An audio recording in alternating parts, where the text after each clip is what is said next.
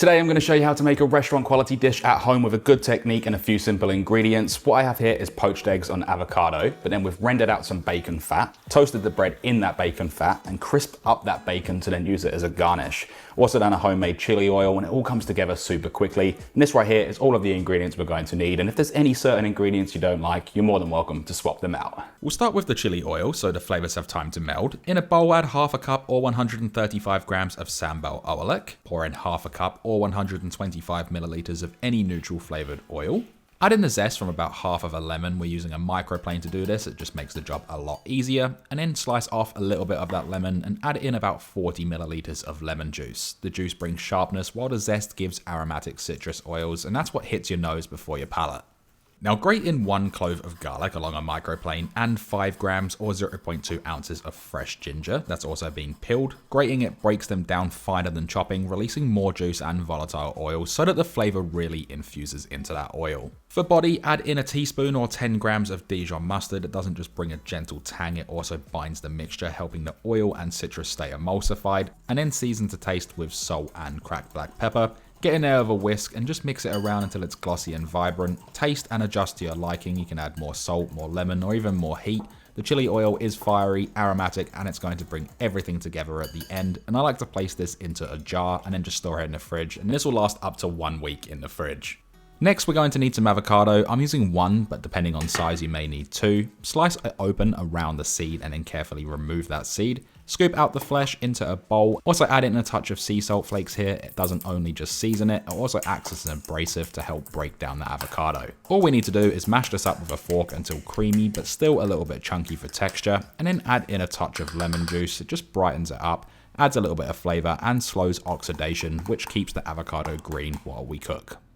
With the prep out of the way, place a saucepan filled with water onto your stovetop over a high heat and bring this up to a boil, and we'll just let this go in the background. Then onto the bacon, place a pan over a medium-low heat, and while it's still cold, we can add in our bacon. The amounts are completely up to you really for this one. I'm using 6 rashers of streaky bacon, and putting it into a cold pan just allows that fat to render slowly, leaving us with perfectly crisp bacon and a pan full of smoky, salty fat that we'll toast our bread in later on. You can cook this to your liking, but I do recommend letting it go until it's crispy. That way we can chop it up and use it as a garnish, which is what I'm using it for in this recipe. But like I said, you can swap and change things and do it however you like. Once you have that done, the bacon can then be removed from the pan, leaving behind all of that rendered fat.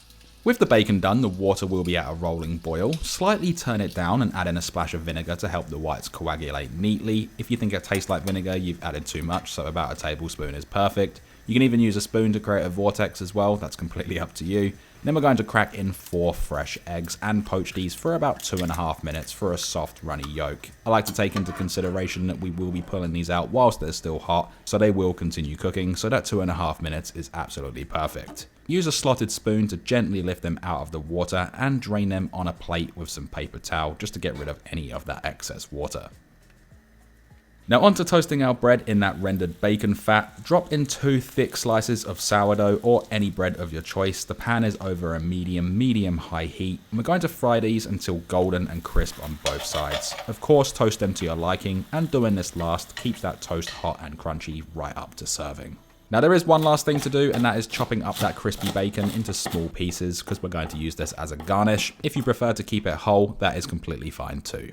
Now with everything done, it's time to build. We can place our bread down first and then spread the smashed avocado evenly over that bacon fat toast. Place a poached egg gently on top of each slice. I'm using 2 per slice for this recipe. Once the chili oil has rested a little bit, you'll get a nice little layer of oil on the top. So we'll start by drizzling that over, and then we'll go down a little bit deeper and get some of the solids in there as well. That's all extra flavor. And then crumble over that bacon using it as a garnish. But like I said, if you've left them whole, you can place this underneath the eggs on top of that avocado. I'm adding over a little bit of garnish, to which I'm using flat leaf parsley. Add on a little bit of cracked black pepper, as well as some sea salt flakes to taste. Finish it off with a wedge of lemon, and that leaves us with this beautiful poached eggs, the chili oil, the avocado, the bacon fat toast, and that crumbled bacon over the top. So with all of that said and done, we can then crack open that gooey egg. Just see how soft that is. Get some of that egg, some of that toast. And we can then dig in. That is absolutely incredible. If you didn't know, I've been in the industry for over 14 years. I used to make stuff like this on a daily for customers. It's super simple, it comes together really quickly. And just make sure that you use fresh ingredients. That way you're gonna get the best flavor out of everything. Really hope you enjoyed this one, and thanks for watching.